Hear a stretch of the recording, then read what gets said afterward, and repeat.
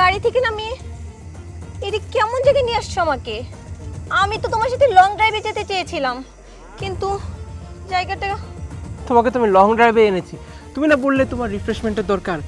এর থেকে সুন্দর রিফ্রেশমেন্ট তুমি আর কোথায় পাবে, যেখানে শুধু সবুজ আর সবুজ। রাতের অন্ধকার তো এই জন্য তোমার কিচ্ছু মনে হচ্ছে না, কিন্তু দিনের বেলায় এর থেকে সুন্দর রিফ্রেশমেন্টের জায়গা তুমি আর পাবে? হ্যাঁ। আমি তোমাকে সেই রিফ্রেশমেন্টই এখন দিব। কি কি করছো? এই সুযোগটা আজকে চাচ্ছিলাম। সাজিদ, তুমি কিন্তু এখন বাড়াবাড়ি করছো। তুমি জানো তোমাকে জাস্ট আমি একটা বন্ধু ভাবি, খুব ভালো বন্ধু, কিন্তু তুমি, তোমার মাইন্ডটা তো নোংরা। ছি সাজিদ, ছি।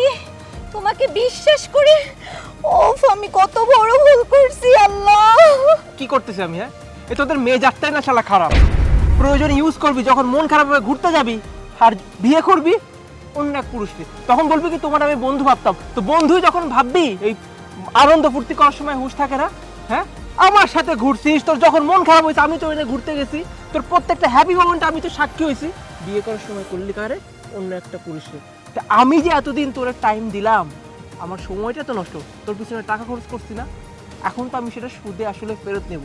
আমার তো আসল জিনিসটা এখনো করা বাকি, যেটা এখন আমি করব। কি কোথায়? বাঁচাও, বাঁচাও, বাঁচাও, বাঁচাও। কি একটা অবস্থা! রাইতের বাজে 2টা, জালটা বসাইলা, একটা মাছ পাইলাম না। এটা কি হইল? হাই, বউটা কত শখ করে কইছিল আমারে, দিন থেকে ছোট মাছ নিয়ে আসেন সব চুলে করে খামো, আবার কইছিল লাল চুড়িও আনতে, ওটাই পাইলাম না। আজকে আছে খবর আমার। জায়গা বাড়ির দিকে যাই।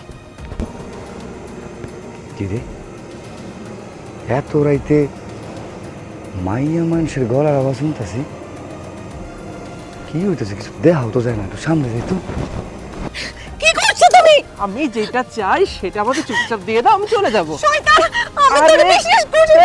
শয়তান কিসের শয়তান? এটা কোন মেয়ে ছিল বলা যাচ্ছে? ওমা, এটা দেখি আমার ঘরের বউ। এই এই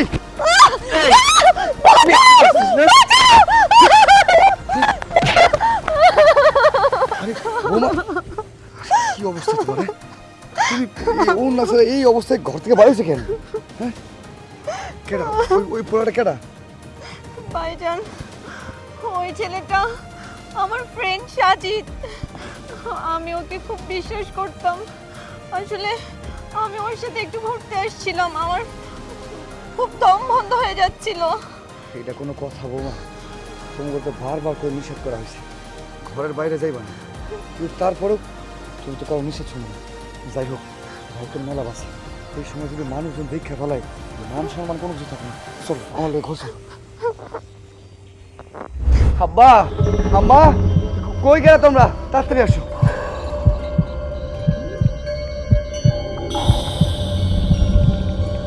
কি ব্যাপার, এত রাতে তুমি ওরে পাইলা কই?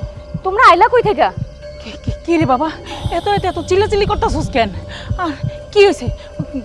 বৌমা তোর লগে কে? আর কইও না, আমি তো গেছিলাম বিলে মাছ মারতে, বুঝছি কারেন্ট জালটা আছে না, সেটা বয়েছিলাম। তো ভাবলাম রাইতের বেলা যদি কয়টা মাছ পাই লই আহি, নাইলে তো এলাকার লোকজন খারাপ, চুরি করে জাল লইয়া যায়। হ্যাঁ, ফেরার পথে দেখতেছি ওমা, জঙ্গলের ভিতর কি জানি আওয়াজ হইতেছে। আমি একটু উকি মারা দেখি, এ তো দেখি আমগো বৌমা। হ্যাঁ, একটা পুরো জোর জবরদস্তি খারাপ কাম করার চেষ্টা করতেছিল। আমি তো সময় মতো পৌঁছে গেছি, ওই পোলার আমি ধরারও চেষ্টা করছি, কিন্তু পারি নাই। যাক, যেটা হোক, আমাদের ঘরের সম্মান সহি সালামতো নিয়ে আইতে পারছি, এই অনেক। একটা কথা ভাইবা দেখো তো, খোদা না খাস্তা কিছু একটা যদি হইয়া যাইতো। আসলে ওইটা আমার ফ্রেন্ড ছিল, আমার এখানে আর দম বন্ধ হয়ে যাচ্ছিল। আমি ওকে ফোন করে বললাম আমাকে একটু ঘুরতে নিয়ে যা, তাহলে আমার ভালো লাগবে। ও আসলো, আমাকে বললো লং ড্রাইভে নিয়ে যাবে, আর সেটা বলে সে আমাকে একটা জঙ্গলে নিয়ে যায়। আর তখন সে আমার সাথে একটু জোর জবরদস্তি করছিল, আর ওই মুহূর্তে ভাইয়া চলে আসে। বই, তোমার ভাল লাগতেছে না? তুমি আমারে কইতা, আমি তোমার আমার লগে শোয়াইতাম, মাথায় হাত বুলাই দিতাম, এমনি তোমার ভাল লাগতো। কেউ এত রাতে বাইরে যায় কও? আল্লাহ না করো কাজকে যদি অঘটন হয়ে যেত, আমরা আল্লাহর কাছে কি জবাব দিতাম? তোমার বাপের কাছে কি জবাব দিতাম? তুমি হইলে আমগো ঘরের সম্মান বইন। বৌমা, তুমি কখন ঘর থেকে বাইরে হইলা? কখন গেলা? আমরা তো কিছুই জানি না। আজকে যদি এটা অঘটন হয়ে যাইতো, আমাকে মান সম্মান থাকতো? বৌমা, তুমি কি মুখ দেখাইতে পারতা? কত আচ্ছা, আপনারা সবাই আমাকে নিয়ে এত চিন্তিত। কই, আমি তো কখনো কোনো দিনও আপনাদের সাথে ভালো ব্যবহার করিনি। সব সময় আমি আমার রাগ জেদ দেখাইছি, সব সময় আমার যা ইচ্ছে হয়েছে তাই করেছি। আর আপনারা আমাকে নিয়ে ভাবছেন। কই, আমার দোষগুলো আপনাদের চোখে পড়ছে না কেন? এত ভালোবাসেন আপনারা আমাকে, আমি কখনো বুঝতে পারিনি। কিভাবে বুঝবো বলেন? ছোটবেলায় মাকে হারিয়েছি, আমি তো বড় হয়েছি আমার বাবার কাছে, কিন্তু বাবা আমাকে সময় দিতে পারেনি। বাবা আমাকে কাজের বুয়ার কাছে রেখে সারাক্ষণ দেশ বিদেশে ঘুরে বেড়াতো। একবারও মনে হয়নি আমাকে একটু সময় দেওয়া দরকার, আমাকে ম্যানার শেখানো দরকার। আমি এগুলো কোনো শিক্ষা পরিবার থেকে পাইনি, কিন্তু আজকে আমি বুঝতে পেরেছি যে এত সুন্দর একটা পরিবার আল্লাহ আমাকে দিয়েছে। আমি আল্লাহর কাছে শুকরিয়া যে আল্লাহ আমাকে হেদায়েত দান করেছে। আমি আর কখনো কোনোদিনও আপনাদের সাথে খারাপ ব্যবহার করব না। এখন থেকে আমি 5 ওয়াক্ত নামাজ পড়বো, ভাবির সাথে আমি মিলেমিশে সব কাজ করব। আপনারা আমাকে মাফ করে দেন। আচ্ছা আমি কই কি, ও যখন ওর ভুলটা বুঝবার পারছে, তোমরা হ্যারে 5 ওয়াক্ত নামাজ কালাম শিখাও, কোরআন তালাটা শিখাও, বাদ বাকি যা হলো আমি বুঝে নিব না। হ্যাঁ গো, তুমি যে প্রতিদিন প্রতি ওক্ত নামাজ শেষে আল্লাহর কাছে ফরিয়াদ করতা যে তোমার বৌমার জন্য আল্লাহ সব সময় হেফাজতে রাখে, হেদায়েত দান করে, আল্লাহ তোমার ফরিয়াদ শুনছে। দেখো আজকে আল্লাহ তাআলা স্বয়ং আল্লাহই কিন্তু আমাকে বৌমারে হেফাজত করছে এবং আল্লাহ তাআলাই আমার বৌমারে হেদায়েত দান করছে। তার ভুল সে নিজে স্বীকার করছে। আল্লাহর কাছে লাখ লাখ শুকর, লাখ লাখ শুকর।